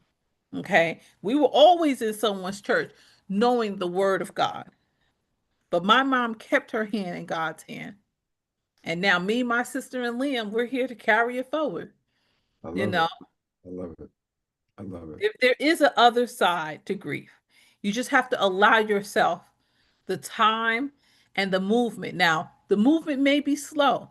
You're not going to get over who you lost, you know, in a few months, in a few years, you know. But when you look back over your life, if you are in the same point of grief as you were 2 years ago, the same point where Mm. if someone mentions their name, you're bursting out into tears. Mm. You might not be making the progress that you should be. You might need to talk to someone. You might need to reach out to others who have been down that road. Right. Maybe you've isolated yourself a bit too much. And that's where going to grief counseling helps, going to bereavement groups, listening to podcasts such as this as to how did other people make a breakthrough and start to get back a sense of peace in their life and comfort, you know. I do And know. I yeah. do. And I appreciate that. I appreciate that. We're almost out of time. You know that, right? Almost out of time. And then the Lord has given me some things I want to share at the towards the end. But let me give it to you so that you can share your closing thoughts, and then I'll share my closing thoughts, and then we'll be done for the evening. But in advance, I want to thank you for your participation tonight. Thank you for being with me. I appreciate you. I really do. And I love you. Thank There's nothing you you, can do Reverend about it. Russell. Get used to it, okay? Thank you, Reverend Russell. I love you as well. For my closing remarks, I just would like to let everyone that can hear my voice know that death brings chaos. I remember Reverend Morris used to say that death brings chaos. It confuses, it destroys, it rips down, it tears apart. But when you wake up the next day, you are still breathing. Your heart is still going. You have to try to find a rose petal in the dirt. You have to be that concrete, the rose that broke through the concrete. You have to find something about the situation that brings a smile to your face. You start with that and let it build upon that. What you don't want to do is just press the person that you're missing away into a corner of your heart and let it just sit there. You don't want anything to fester. So when it comes time and you're thinking about that lost loved one and you want to tell a story about them, call someone up and let that story out because that's their legacy. Cheryl, I just wanted to call you to let you know I'm thinking about my husband and how he used to buy me roses on Friday. And that just, your friends want to help you. Yeah, yeah, Reach out. Um, don't live in the valley. God did not make us to just suffer, suffer, suffer. You know, if you need help, reach out to go to bereavement counseling. Go out to your church. Go through your Bible. Read your scriptures. What was the name of the prophet who lost his child? And once he found out, he got up and David, ate David, David. David. All of the things that we can go through in life, the stories are in the Bible. Yep, yep, yep.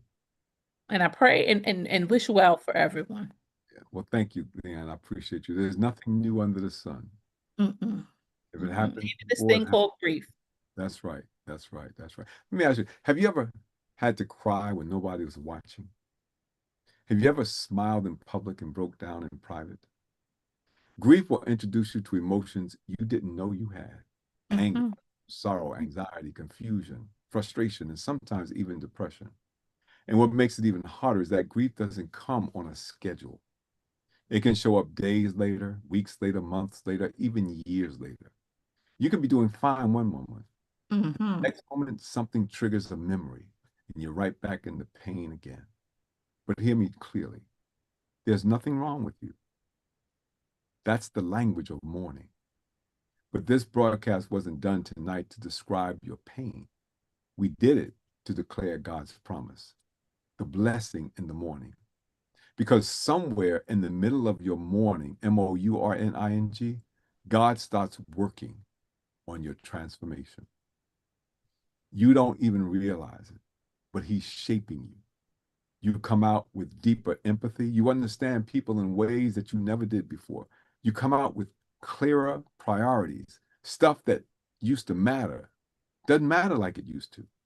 You come out with stronger relationships because you know how precious people really are. And most importantly, we talked about this. You come out with a deeper relationship with God. That's why the psalmist said, weeping may endure for a night. That means crying has a time limit. Weeping may endure for a night. That means the pain won't last forever. Hear me now. mm-hmm. Joy comes in the morning because sometimes God will allow you to be emptied so He can fill you with Himself. Did you hear me? Sometimes God will allow you to be emptied so He can fill you with Himself. Your mourning, Mourning, is about to be overtaken by the Morning. There's a blessing in the morning. Let me pray for you. Father, in the name of Jesus, you see every broken heart. You see every silent tear. You know every hidden pain. Wrap your arms around your people right now. Comfort like only you can. Heal wounds that nobody can touch. Remind them that they are not alone. Remind them that this pain will not last forever. Remind them that joy is on the way. We trust you in the morning, Mourning, and we thank you for the morning, Mourning. In Jesus' name, amen. Amen. Thank you, my sister, Thank Miss Leanne Jones. Miss Jones. It's because of people like you that people like me are able to get through periods of mourning and wake up with joy in the morning. And also, you use people like me to provide words of comfort in challenging times and helps all of us know that there is a blessing in the morning. to That's what. God goes the glory. That's right. Now, don't forget our sponsors and advertisers, the JLR Company and J. Law and R Consulting LLC, for all your church and personal financial needs. call 718-328-8096. Was that guy on Say TV? I don't hear you calling.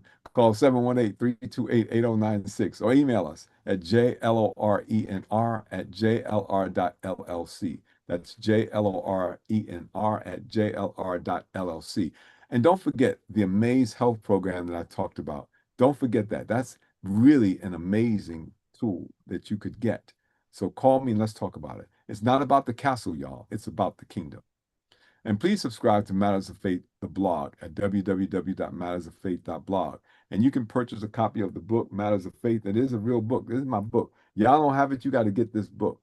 This book costs $24.15, which covers shipping and handling. And you can get it by going to my Zelle account, JLORENR@jlr.llc, and just pay it there. And also, let me get me your address, name and address, and I'll make sure that you get the book and it'll be signed. Or you can get it as an ebook. If you get it as an ebook, all this information is in your chat. www.smashwords.com/books/view/993-177. An ebook is only $20. There's no shipping and no handling. So please, man, please, sir, support the ministry, because that's how I support. That's how I do this, through your contributions. And I'm not asking you to give me a contribution, but I'm asking you to make a contribution and get something in return. So Better Mag Magazine, a 2-year subscription for you is just $27.50.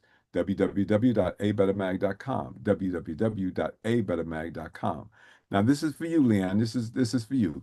Funeral services from John J. Fox and Sons Incorporated, one of my sponsors. Professional, compassionate, and family friendly. They've been serving the Bronx community for 125 years. Let John J. Fox and Sons serve your family, and I promise you, you won't be disappointed.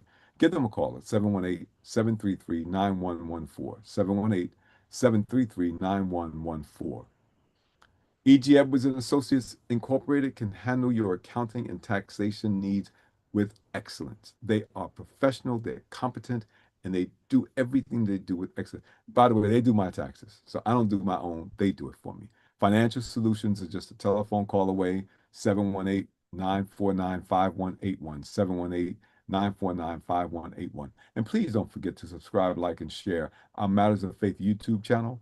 That's that @ the ampersand, Matters of Faith 9525, if you want that address specifically. And also make sure that you subscribe to our blog, mattersoffaith.blog. And when you go there's a little bitty subscription button at the bottom. If you click it, put your email address in, you should get a confirmation saying, in your email, you have to confirm that, and then you're signed up. Anything we publish, you'll get it. Telephone, text, email, message, any way you do it. But tell a friend to join us regularly on Monday nights for Matters of Faith, the radio show. We're always live on Matters of Faith and the J. Lauren Russell Facebook groups, as well as our Matters of Faith YouTube channel. And that's why I ask every week that you subscribe, like, and share the Matters of Faith YouTube channel. So on behalf of my guest, Leanne Jones, a.k.a. Miss Jones, let me be the first to say, and let me remind you not to give up in the night. Let me remind you not to quit in the night. Let me remind you, don't lose your faith during the night, because joy comes in the morning. Please join us next week at the same time, broadcasting in the same spaces. And if no one told you this today, I've said it to you already several times, but let me be the first to say, I love you, and there is absolutely nothing that you can do about it. So get used to it. Now, the Lord bless you and the Lord keep you. The Lord make his face shine upon you and be gracious to you. The Lord lift up his countenance upon you and give you peace.